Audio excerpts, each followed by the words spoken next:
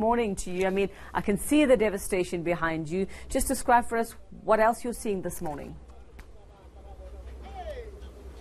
People are slowly trying to fix their shacks structured so that they can begin rebuilding this morning. If I can just go back to yesterday, this is actually the pylon that fell. It caught one shack caught fire, and as far as we understand, residents came out to try and stop that blaze, and they said they heard something burst, and that's when the fire spread through this entire informal settlement. As you've mentioned, about 50 structures here have been burnt to the ground. Residents left here devastated yesterday because it started raining while they were still trying to sort themselves out. As far as we understand this morning, they're telling me that they did sleep at local churches in the area, as well as at a creche and other. They also started sleeping at the neighbors' houses in this area.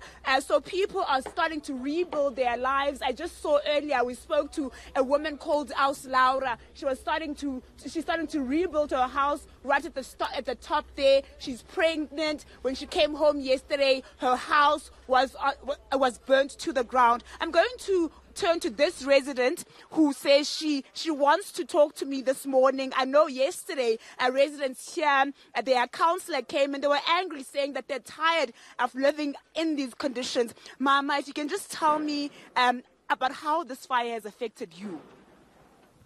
Thobela le kae rona ke rile re le ko mmerekong so ba mfounela ka bo 22 ke bereka ko Mediclinic Santeng ko ese waste so re swetswe batho ba modimo o monno mongwe a thushe ka mogwa bonang ka gona re swetsa se re tšwile selo mo re leng hona mo ko re kule botlhoko ditšhelete eng a re ne bodulo a re ne eng batho ba modimo ba re thushe tlhebanne ko re swetsa re tsebo re dieng batho ba modimo re kgopela thuso dijo eng ko re bana ba sekolo ba swetswe di ka uniform dilo ka ofela ya tsona le rene re le swana ka mogodi aparatse re di apereng di re felwe tswana mo thank you.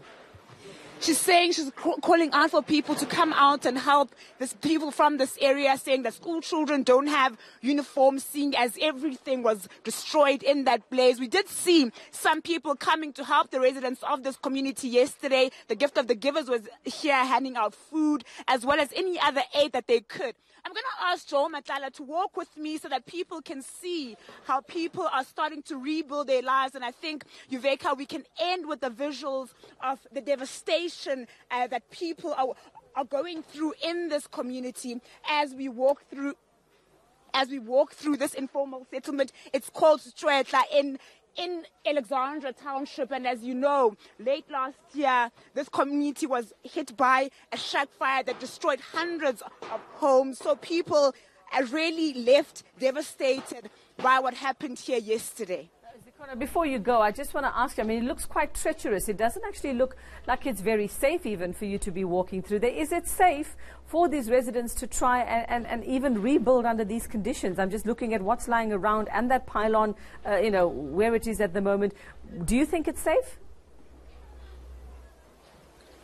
So speaking to City Power yesterday, they're saying that there is this issue of people building their homes under the electricity lines. As far as we know, the electricity power in this area was switched off yesterday to ensure that people were able to move around safely without causing any harm either to themselves or to whatever they were doing. So it is safe for now. City Power was on the ground yesterday, as well as the Johannesburg emergency services. They came out here yesterday to make sure that people do know how to work around the electricity situation in this area.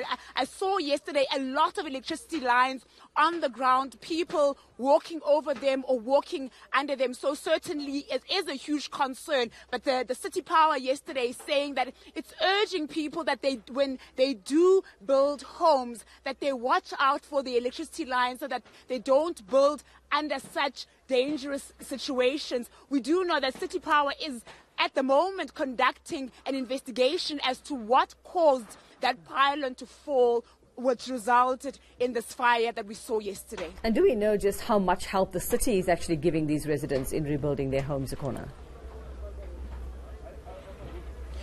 When we left yesterday, the Johannesburg Emergency Services was on the ground saying that it was to make sure that people do find shelter. They did speak to local churches as well as schools to provide shelter for the people. We do expect them to come back here this morning to provide further help to these people. The councillor of this informal settlement was here yesterday speaking to address the community, but people are angry. They're saying that they're tired of living in these conditions and they want a solution fast. All right, thanks very much for that, Zikhona Chona, out and about there in Alexandra Township for us, the scene of that devastating fire. More than 50 homes or structures destroyed in that base. As you can see, the rebuilding already underway this morning.